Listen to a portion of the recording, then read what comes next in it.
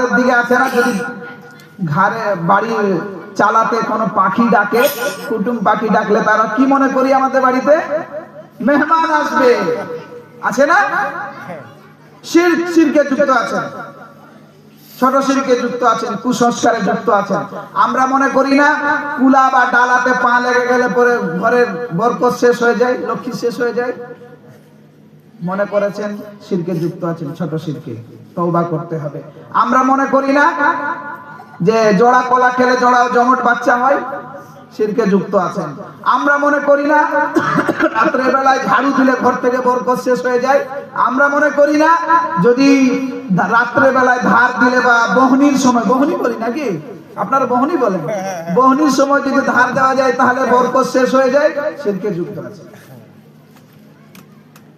এক কথায় মনে রাখেন, এই জিনিসটা বুঝাতে গিয়ে আমি এটা বলছি আপনাকে, এই যে এই টাইপের যত কাজ, এটা করলে ওটা হয়, এটা করলে ওটা হয়, সবই এগুলো কুসংস্কার, সবই এগুলো শিরকের অন্তর্ভুক্ত, শিরকে সাগীর, আসগার, ছোট শিরকের। এইগুলো থেকে তওবা করতে হবে, সমাজকে বাঁচাতে হবে, মা বোনদেরকে বাঁচাতে হবে, বিশেষভাবে সন্তান। আমাদের সমাজ সবচেয়ে বেশি জড়িত 2 বছর 3 বছর যদি একজনের সন্তান না হয়েছে, তাহলে আমরা তার বাড়িতে পৌঁছে যাই দলবল নিয়ে, তোর বাড়িতে সন্তান হচ্ছে না, এতদিন থেকে ওষুধ খাচ্ছিস, আমি তোকে একটা জায়গা বলে দিচ্ছি, যা, ওখানে তোর সন্তান হবে। ও আমার মা শুনেন, আপনার এই পরামর্শে যদি সে কোনো জায়গায় গিয়ে মাথাটা নত করে, কোন মানত মানে কাউরি সামনে, তাহলে সে তো শিরকে যুক্ত হয়েছে। আপনি পরামর্শ দিয়েছেন, আপনিও শিরকে যুক্ত হয়েছেন, আপনাকে ঠিক তার মতোই তওবা করতে হবে। আপনার কিসের এতটা?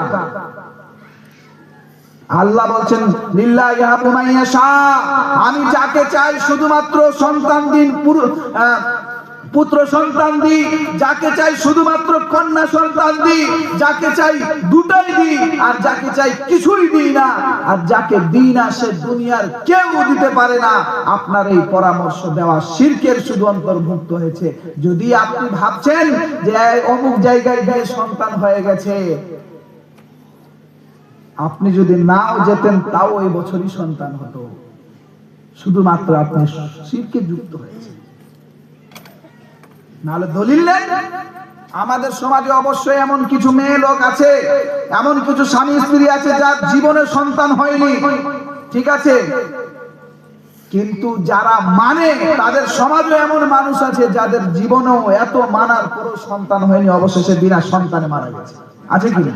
আছে। আপনাদের দিকে হয়তো না দেখতে পারেন, কালিয়াচক গেলে আমি অহরহ দেখাবো।